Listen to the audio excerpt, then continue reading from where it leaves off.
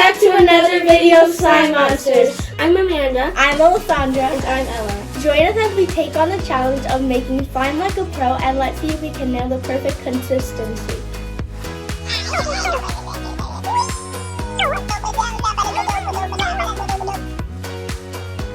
Making slime can be a bit tricky. One of the most common issues people face is that their slime turns out to be too sticky.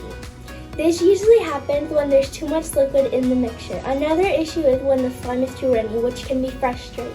Sometimes the slime doesn't have the right texture, which is usually due not to use the right proportion of ingredients.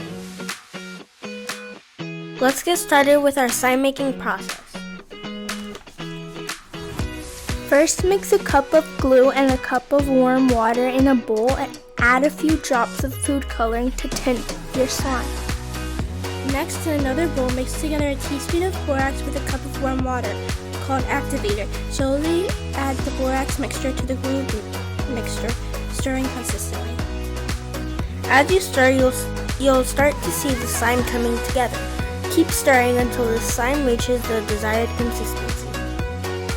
If it's too sticky, add a bit more activator. If it's too dry, add a bit more warm water. To take your slime to the next level, you can add some textures with glitter or charms.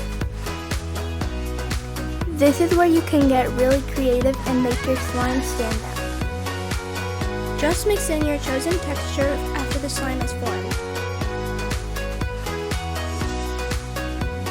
So, to recap, making slime like a pro involves using the right ingredients in the right proportions, being patient during the mixing process, and not being afraid to experiment with different textures and colors. It's all about having fun and being creative. We hope you enjoyed our video. If you had any experience making slime at home, we'd love to hear about them on our Discord server. Find the link in the description. Also, be sure to check out our other videos for more fun projects you can try at home. Thanks for joining us on this slime making adventure. Bye!